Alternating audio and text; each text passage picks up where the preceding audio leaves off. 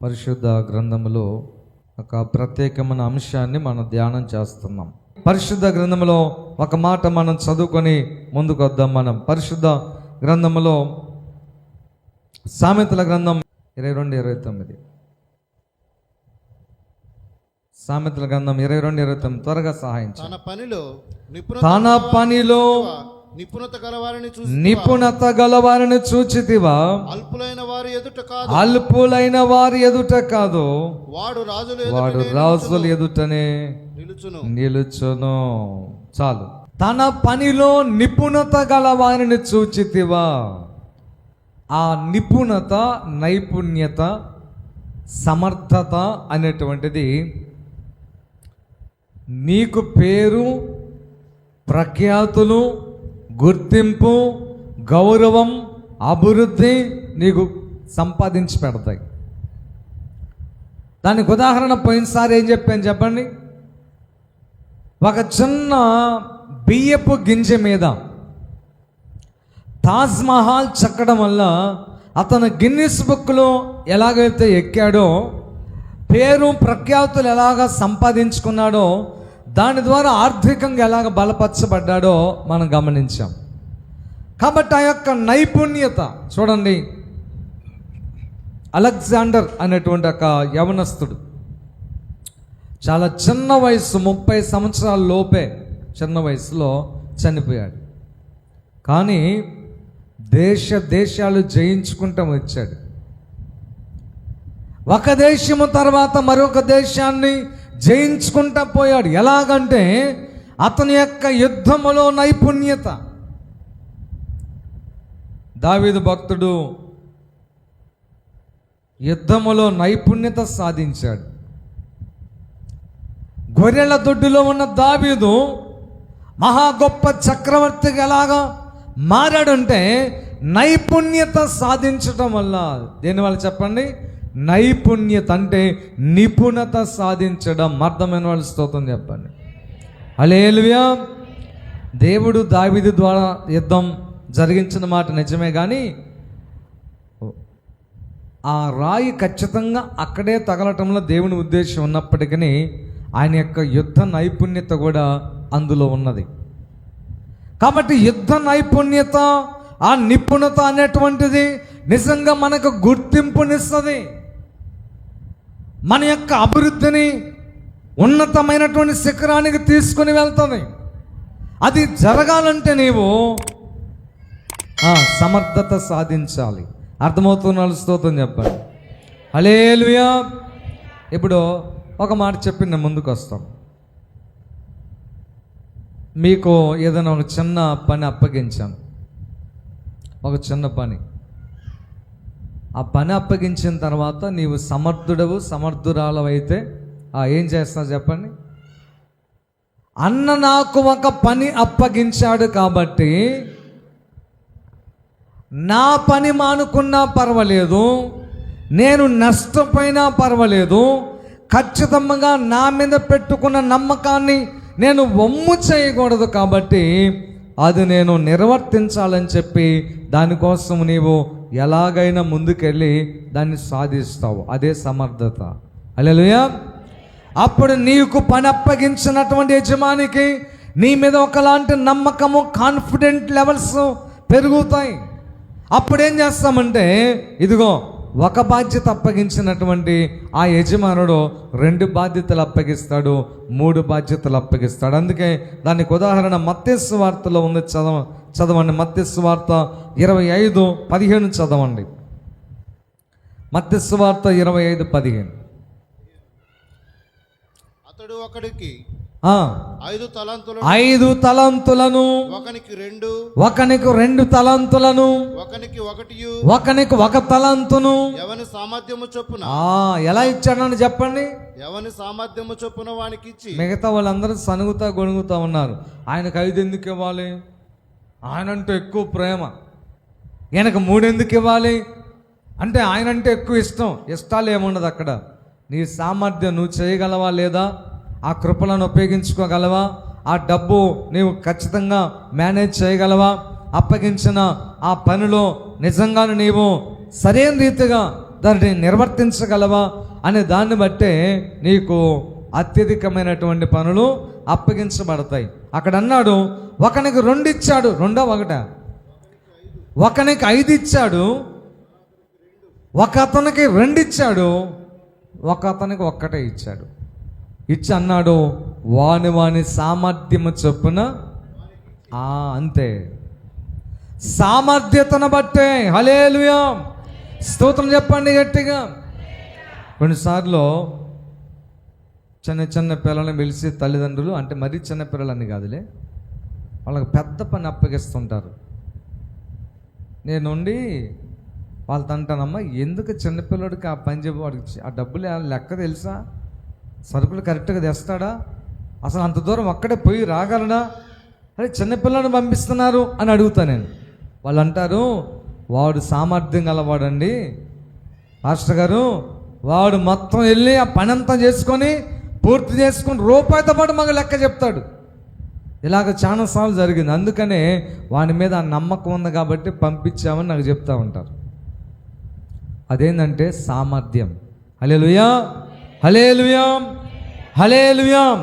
కాబట్టి ఒకటి, ఆ సామర్థ్యత నీకు రావాలంటే ఒకటి లెర్నింగ్, నేర్చుకోవాలి.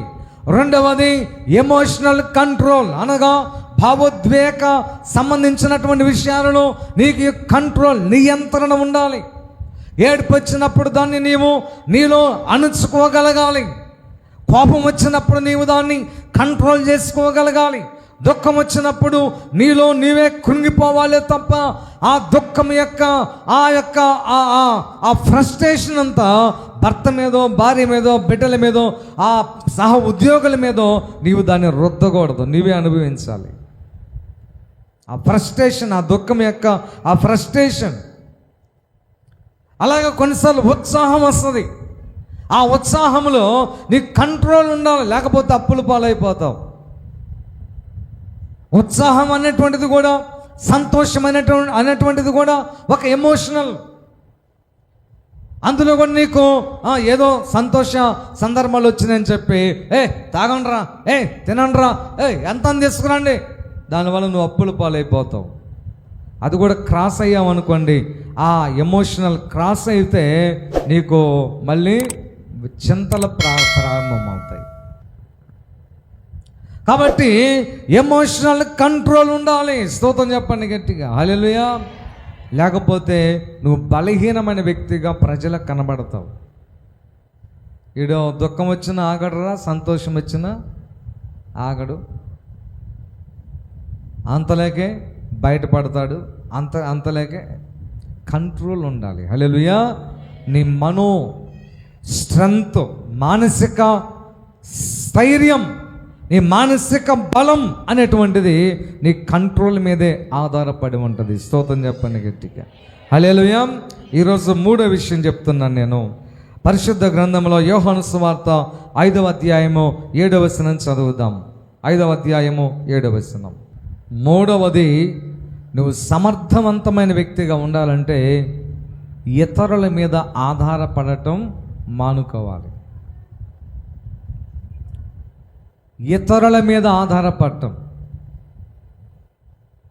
మీరు బాగా గమనించండి. యోహాను సువార్త 5వ అధ్యాయంలో ఒక కోనేరు ఉందంట. ఆ కోనేరు యొక్క ప్రత్యేకత ఏమిటంటే,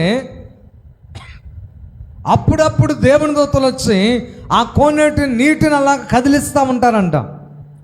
ఆ కోనేటి నీటిని అలాగా కదిలించినప్పుడు ఎవరైతే మొట్టమొదట ఆ కోనేటిలో దిగుతారో వాళ్ళు కుంటోళ్ళైనా గుడ్డోళ్ళైనా ఏ జబ్బైనా సరే బాగుపడి వస్తారంట. ఈ వార్త అక్కడికి తెలిసింది. వాడి పేరేదో తెలియదు కానీ నేనైతే బద్ధకస్తుడు, సోమరిపోతు, అసమర్థుడు, ఇంక చాలా పేర్లు పెడతాం. మరి మీరు ఇంకేం పెట్టుకుంటారు పెట్టుకోండి. బద్ధకస్తుడు, సోమరిపోతు, అసమర్థుడు, చేతకాని వాడు, ఉన్న అవకాశాలు ఉపయోగించుకోవడం చేతకానటువంటి దద్దం అని పేర్లు పెడతా నేను. చాలామంది ఏమంటారంటే, నీకంటే మీ నాన్న హెల్ప్ చేశాడండి, నీకంటే మీ అమ్మ మీకు సంపాదించి పెట్టిందండి, నీకంటే మీ అన్న. ఇదంతా చేతకాని మాటలు. ఎవరో నిన్ను పైకి లేపితే అది కాదు. ఏమి లేకుండా జీరో నుంచి నువ్వు పైకి రావాలి. అది సమర్థత. హల్లెలూయా, హల్లెలూయా, హల్లెలూయా. అది సమర్థత. ప్రియమైన దేవుని బిడ్డలారా, జాగ్రత్తగా వాక్యాన్ని జ్ఞాపకం చేసుకునండి. మనము సమర్థులం అవ్వాలంటే ఒకటి లెర్నింగ్ నేర్చుకోవాలి, రెండు భావోద్వేగ సంబంధించినటువంటి నియంత్రణ ఉండాలి, మూడవది ఇతరుల మీద ఆధారపడటం మానుకోవాలి. అర్థమైన వాళ్ళు స్తోత్రం చెప్పండి. ఇక కథ చెప్తాను జాగ్రత్తగానండి. ఫస్ట్ దూకాల అమ్మ 38 సంవత్సరాల నుంచి కోనేటి దగ్గర ఉన్నాడంట. యేసుప్రభు కూడా పుట్టలే ఇంకప్పటికి. వాడు కోనేటి దగ్గరకు వచ్చినప్పటికీ యేసుప్రభు పుట్టలేదు. యేసుప్రభు పుట్టి పెరిగి పెద్దోడై బాప్తిసం ఉంది, సేవ ప్రారంభించిన తర్వాత అప్పుడు ఆ సేవలో భాగంగా కోనేటి దగ్గరకు వచ్చినప్పుడు ఈ మహానుభావుడు తారసపడ్డాడంట. తారసపడి అడిగాడంట, అయ్యా నీకేం హెల్ప్ కావాలి? Can I help you?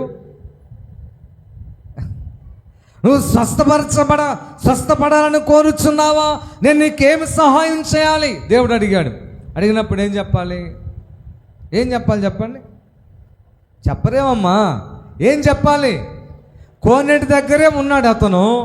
ప్రభు వచ్చి నేను నిన్ను స్వస్థపరచాలని అనుకుంటున్నావా? నీకేం కావాలి? కెన్ ఐ హెల్ప్ యూ అని అడిగాడు. అప్పుడు ఏం చేయాలి?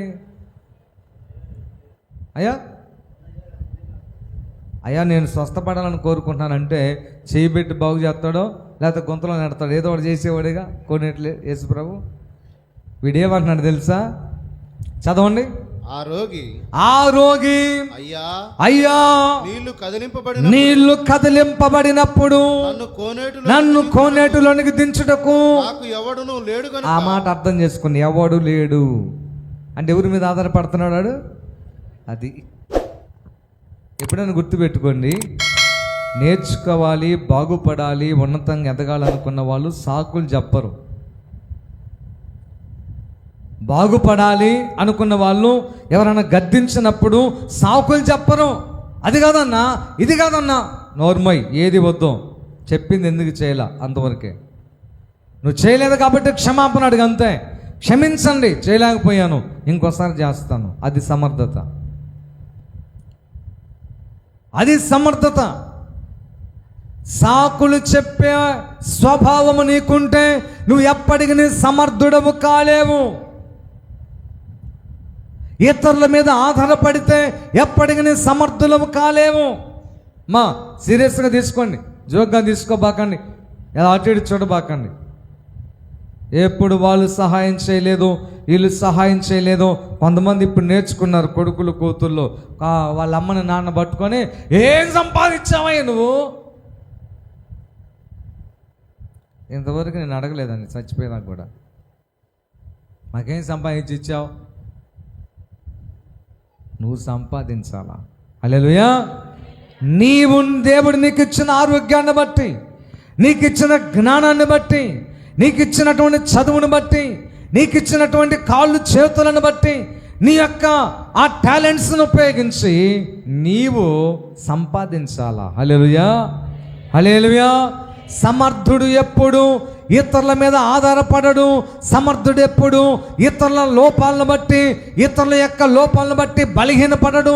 సమర్థుడు ఎప్పుడు కూడా వాళ్ళు సహాయం చేయలేదు, వీళ్ళు సహాయం చేయలేదని చెప్పి ఎవరి మీదో పడడు, ఆధారపడడు. అసలు చేయబాకండి ఆ పని. హల్లెలూయా, స్తోత్రం చెప్పండి గట్టిగా, హల్లెలూయా. కొన్నిసార్లు నీకు సామర్థ్యం కలిగించడానికి నీవు ఆధారపడేటువంటి మనుషులను, కొమ్మలను దూరం చేస్తాడు. అర్థం చేసుకున్న వాళ్ళు స్తోత్రం చెప్పండి.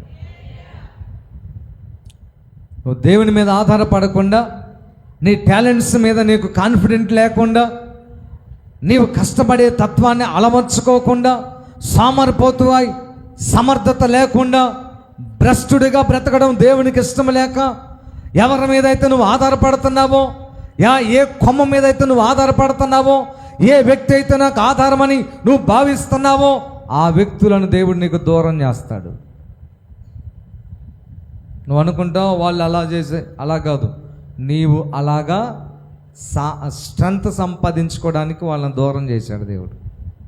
హల్లెలూయా, హల్లెలూయా. మా అమ్మ మా నాన్న నాకు దూరం అయిపోయారండి. మా సొంత అక్క నాతో పలకట్లేదండి. మా సొంత బాబాయ్ ఎవరైనా పర్వాలేదు, వాళ్ళు దూరం అయ్యారంటే నీ సామర్థ్యతను పెంచడానికే. హల్లెలూయా.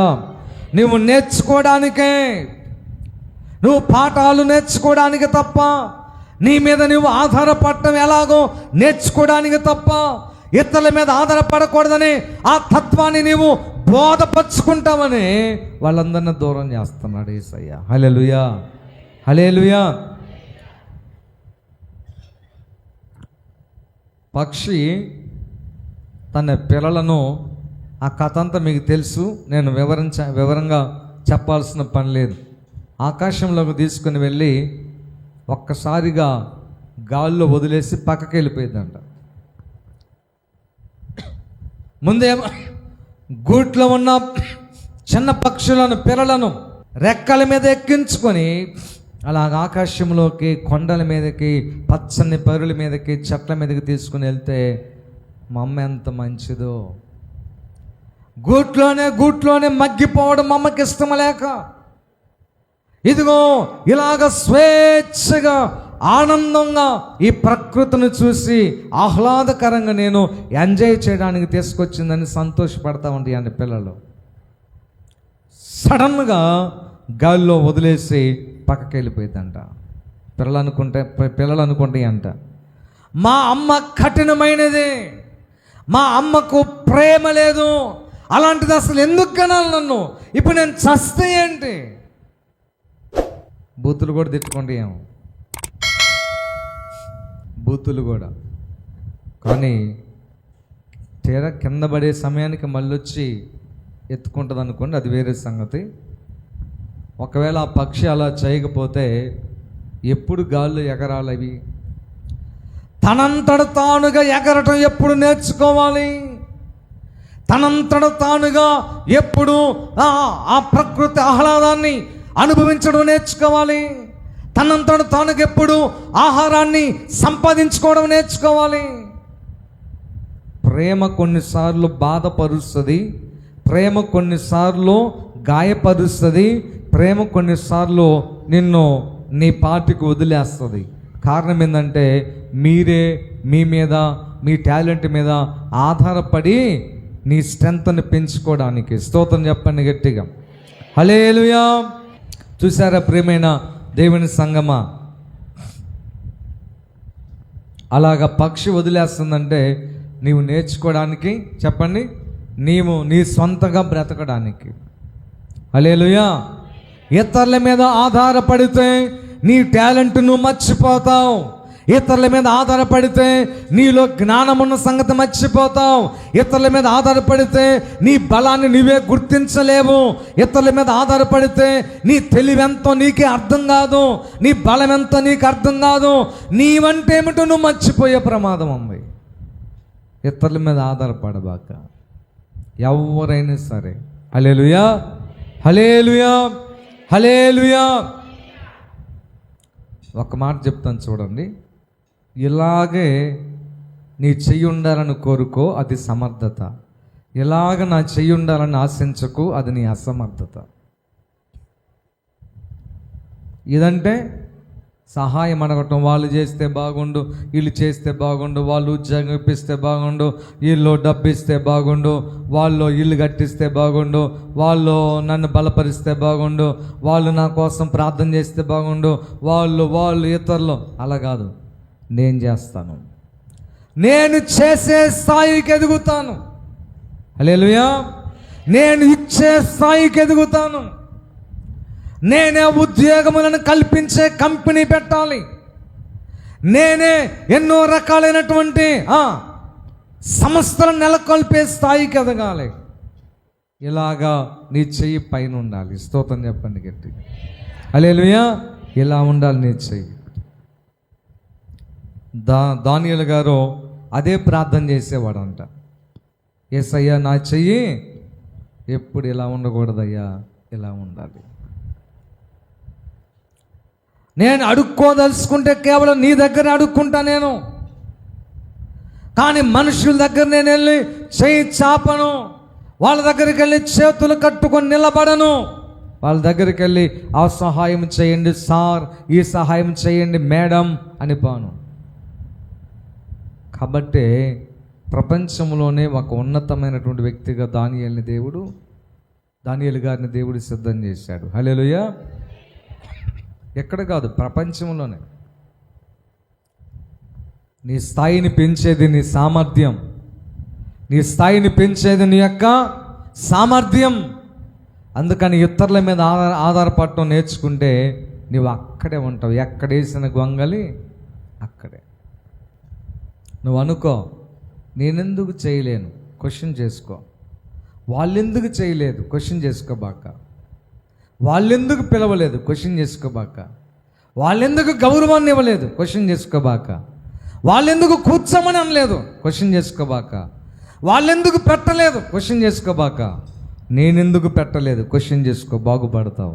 హల్లెలూయా. నేనెందుకు ఇవ్వలేకపోయాను, క్వశ్చన్ చేసుకో. వాళ్ళు నన్ను పిలవలేకపోయారా, అయినా పర్వాలేదు, నేను ఒక స్థాయికి వెళ్ళి నన్ను కూడా పిలిస్తే బాగుండని అవతల వ్యక్తి అనుకునేటట్లుగా చేస్తా. అలా క్వశ్చన్ చేసుకో. అర్థమైన వాళ్ళు స్తోత్రం చెప్పండి. హల్లెలూయా, హల్లెలూయా. ప్రియమైన దేవుని బిడ్డలారా, ఇప్పటికీ నేను పెద్ద సమర్థుడను కాను, కానీ నేను కూడా నేర్చుకుంటున్నాను మీలాగే. కానీ ఒకటి మాత్రం నాకు ఇష్టం, నేను అది చేస్తా. ఏంటంటే ఇది నా వల్ల కాదు, ఇది నేను చేయలేను, అది సాధ్యం కాదేమో అనేది నేను ఎప్పుడు అసలు ఆలోచించలేను. ఇంతవరకు నాకు ఎప్పుడు అలా తలంపు రాలా. ఇది కట్టలేనేమో, ఇది కొనలేనేమో, ఇది సాధించలేనేమో, ఆ వ్యక్తిని నేను సంపాదించుకోలేనేమో, ఇలాంటిది నాకెప్పుడు మనసులో అసలు రాదు. మీరు నేను మట్టి ద్వారా పుట్టిన వాళ్ళమే. హల్లెలూయా. బైబిల్లో వ్రాయబడతా ఉంది, ఏలియా మనలాంటి స్వభావము గల మనుష్యుడే. అతడు ప్రార్థించగా 3.5 సంవత్సరములు వర్షము ఆగెను, అతడు ప్రార్థించగా వర్షము కురిసెను. స్తోత్రం చెప్పండి గట్టిగా. మరి నీవు నేను మనుషులమే, మనకు కూడా సాధ్యమే, మనకు కూడా సాధ్యమే. కనుక ప్రియమైన దేవుని బిడ్డలారా, ఈ లోకమంతట్లో శ్రేష్టమైన జీవితం, శ్రేష్టమైన జీవిత అవకాశం మనకే దేవుడు ఇచ్చాడు. ఉన్నది ఒక్క జీవితం, ఒక్క లైఫ్. దాన్ని వృధా చేసుకునే వాళ్ళు ఎవరంటే అసమర్థులే. దాన్ని ఎంజాయ్ చేయకుండా, అనుభవించకుండా, ఇచ్చినటువంటి ఆయుష్ని ప్రభు మహిమార్థమై నీకు దీవెనకరంగా దానిని తృప్తిగా అనుభవించకుండా వేస్ట్ చేసుకునే వాళ్ళు అసమర్థులు. అసమర్థులు కూర్చొని గాలిలో మేడలు కడుతుంటారు. అసమర్థులు రేపది చేద్దామని చెప్పి అది చేయకముందే ఇప్పటి నుంచే సంతోషపడుతూ దానిని ఊహల్లో అనుభవిస్తూ ఉంటారు. ఒట్టిదే, ఏం కాలే, అప్పటికి చాలా టైం పట్టింది. ఎప్పుడో ఉద్యోగం వస్తుంది కాబట్టి ఆ ఉద్యోగం ద్వారా వచ్చే జీతంతో బతుకుతాను కాబట్టి దానికి రెట్టింపు అప్పు ఇప్పుడే చేస్తా. యేసు ప్రభు రావాలి, ఎవరు రావాలి. అరే బాగుపడాలని కోరుతున్నావా, స్వస్థపడగోరుచున్నావా? ఏం చెప్పాలి వాడు? అవునయ్యా నేను స్వస్థపడగోరుచున్నాను. కానీ వాడేమన్నాడు? ఎవడును నన్ను కోనేటిలో, చెప్పమ్మా, ఎవడు నన్ను కోనేటిలో దించలేదు. ఎవడు వచ్చి కోనేటిలో దించాలంట. అమ్మ కోనేరు ఎంత దూరం ఉంటుంది చెప్పండి. ఉదాహరణ అంటే అక్కడ వాడు కోనేరు దగ్గర అన్నాడు కాబట్టి ఇది కోనేరు అనుకోండి. దగ్గర అంటే రోడ్డు మీద ఉంటావా? ఆ దగ్గర అంటే ఎక్కడ ఉంటాం? మా ఇంటికాడ ఉంటావా? దగ్గర అంటే ఎక్కడ ఉంటాం? ఆ కోనేరు పక్కనే ఏదో మహా అయితే ఒక 5 అడుగులు 10 అడుగులు. 38 సంవత్సరాల్లో సీమతలకాయంత జరిగిన పల్లెడా?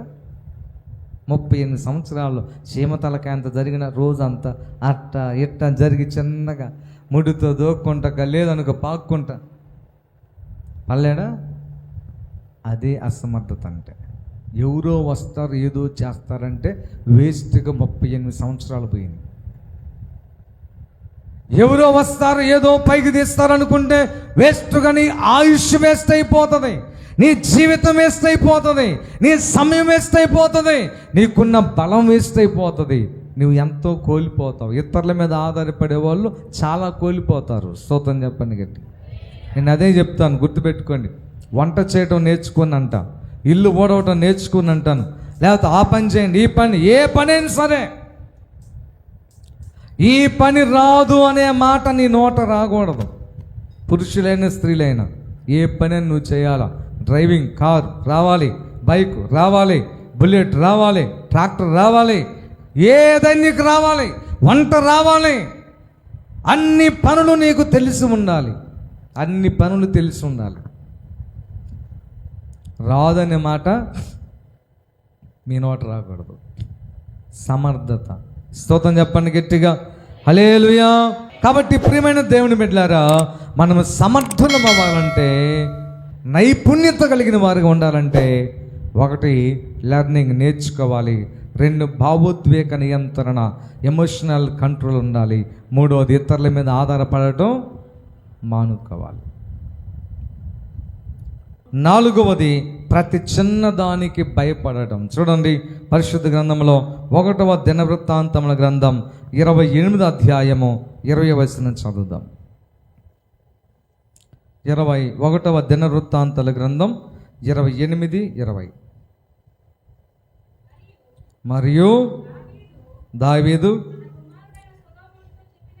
తన కుమారుడైన సొలొమోనుతో చెప్పున్నదేమనగా, నీవు బలము పొంది ధైర్యము తెచ్చుకొని పని పూనుకొనుము, భయపడకుండుము, వెరవకుండుము.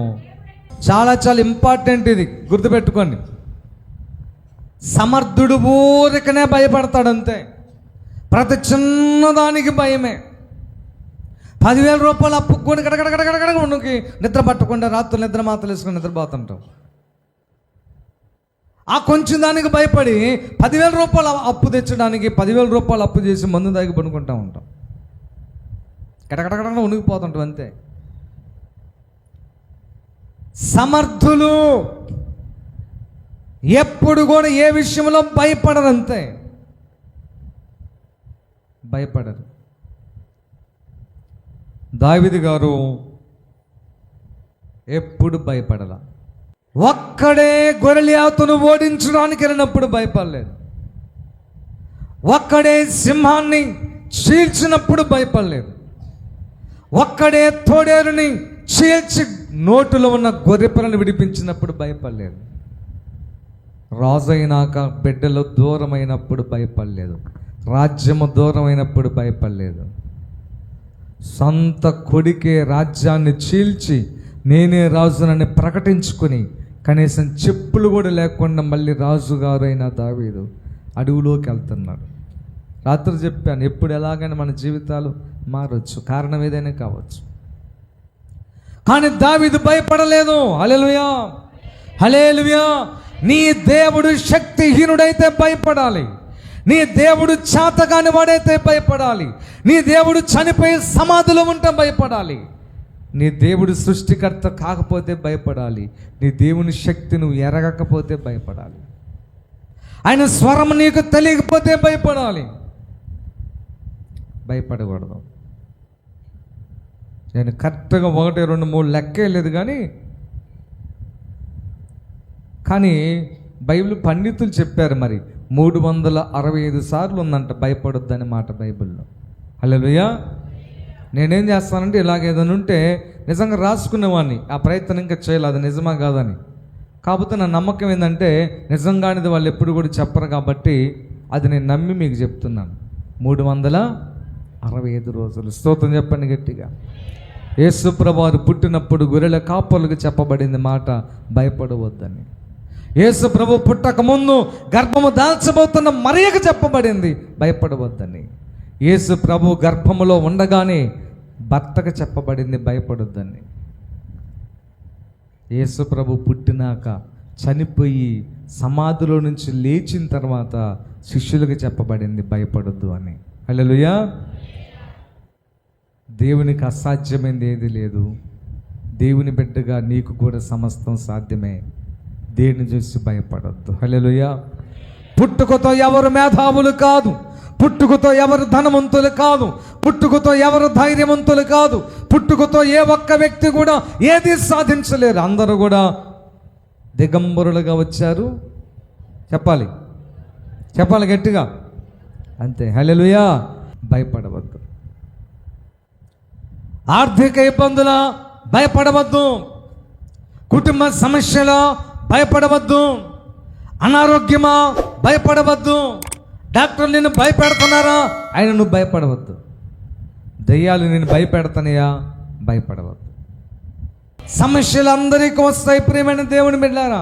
చిన్నదానికే కాలువ దగ్గరకు పోకూడదు, చిన్నదానికే ఉరి పెట్టుకోవడానికి ప్రయత్నం చేయకూడదు, చిన్నదానికే నీ భర్తను వదిలిపెట్టి అమ్మగారింటికి వెళ్ళిపోకూడదు, చిన్నదానికే అమ్మో నేను బ్రతకలేను, నా వల్ల కాదని ఆ మాత్రలు ఈ మాత్రలు మింగి గందరగోళం చేయకూడదు. మరొక విషయం ఉంది కానీ టైం లేదు, ప్రభు చిత్తం మీద ఇంకోసారి చెప్తాను. భయపడటం అనేది పూర్తిగా నీ అసమర్థతను తెలియజేస్తుంది. అసలు దేనికి భయపడబాక, అసలు ఏ వ్యక్తికి భయపడబాక, ఏ వ్యవస్థకు భయపడబాక. నీవు అలాగ భయపడితే నీ మీద నీకు కాన్ఫిడెంట్ లెవెల్స్ తగ్గిపోతాయి. నేనేం చేయలేనేమో, నేను ఇంతేనేమో, ఇలాంటి ఒక దాన్ని ఏమంటారంటే లోపలే ఒకలాంటి ఆ న్యూనత, ఆత్మన్యూనత భావంలోకి వచ్చేస్తావు. ఇంకేది చేయలేవు. ఆఖరి కూర దగ్గరికి వెళ్ళి కూడా అమ్మ నేను చేయలేనేమో అమ్మ ఉప్పు ఎక్కువైంది అమ్మ చెడగొడతాం, అంతే. అది కూడా చెడగొడతాను అంటే నీకు అర్థమైపోతుంది లోపల ఆ భయం. ఏమండి ఇప్పుడు చెడిపోయింది, రేపు చెడిపోకుండా చేయలేవా?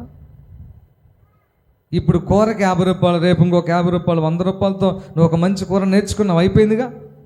ఒకసారి చెడిపోయినాకేగా బాగుపడేది. అది ఏదైనా సరే కూర సంగతి కాదు నేను చెప్పేది. భయపడవద్దు. స్తోత్రం చెప్పండి గట్టిగా. హల్లెలూయా, హల్లెలూయా. దావీదు భక్తుడు గొలియాతు దగ్గర భయపడలేదు. సొలొమోను భక్తుడు భయపడలేదు. ఒక పెద్ద మందిరం కట్టే బాధ్యత తండ్రి భుజాల మీద పెట్టాడు. అప్పుడు కనీసం 30 సంవత్సరాలు కూడా లేవు ఆయనకి. చిన్న వయసు 20 సంవత్సరాల లోపే ఉన్నాయి సొలొమోనుకి. బాధ్యత అప్పగించాడు. భయపడవద్దు. ఎందుకు తెలుసా? సొలొమోను ఆ మాట చదవండి, ముగిస్తాను. చూడండి, 1వ దినవృత్తాంతాల గ్రంథం 28:20 ఏమన్నాడు చూడండి. మరియు దావీదు తన కుమారుడైన సొలొమోనును చూసి చెప్పినదేమనగా నీవు బలము పొంది ధైర్యము తెచ్చుకొని ఈ పని పూనుకొనుము. భయపడవద్దు, వెరవకుండము. నా దేవుడని యెహోవా నీతో కూడా ఉండును. యెహోవా మందిరపు సేవను గూర్చి పని అంతయు నీవు ముగించు వరకు ఆయనను ఎంత మాత్రమును విడిచిపెట్టడు. ప్రియమైన దేవుని బిడ్డలారా, ఒక సొలొమోనునే కాదు, నిన్ను కూడా దేవుడు ఎంత మాత్రం విడిచిపెట్టడం. నువ్వు దేవుని బిడ్డవు, రక్షించబడ్డావు, నువ్వు ఆయన ఆత్మ నీలో ఉంది. ఒక మాట చెప్పనా? ఒకే ఒక్క మాట చూడండి, నేను ముగిస్తాను. మత్తయి రాసిన సువార్తలో దేవుడు ఒకే ఒక మాట అంటున్నాడు. 6వ అధ్యాయము 26వ వచనం చదవండి, లేక 25 కూడా చదవండి. అందువలన నేను మీతో చెప్పున్నదేమనగా ఏమి తిందుమో ఏమి త్రాగుదుమో మీ ప్రాణమును గూర్చి గాని ఏమి ధరించుకుందుమని మీ దేహమును గూర్చి గాని చింతపడద్దు, భయపడవద్దు. ఆహారము కంటే ప్రాణము, వస్త్రము కంటే దేహము గొప్పదే కదా. ఆకాశ పక్షులను ఒక్కసారి చూడండి, అవి విత్తనాలు విత్తడం లేదు, కోత కోసి వచ్చిన ధాన్యాన్ని కొట్టలో కూర్చుకోవడం లేదు. అయినను మీ పరలోకపు తండ్రి వాటిని పోషించుచున్నాడు. మీరు వాటికంటే బహు శ్రేష్ఠులు. హల్లెలూయా. మన శ్రేష్టమైన వారు అండి. మన నెట్టిగా దేవుడు ఎప్పటికీ వదిలేయడు. ఆయన యందు విశ్వాసం ఉంచండి, ప్రభు మీకు కృప చూపిస్తాడు. సమర్థవంతులుగా దేవుడు మిమ్మల్ని సిద్ధం చేస్తాడు. కళ్ళు మూసుకోండి, ప్రార్థన చేద్దాం.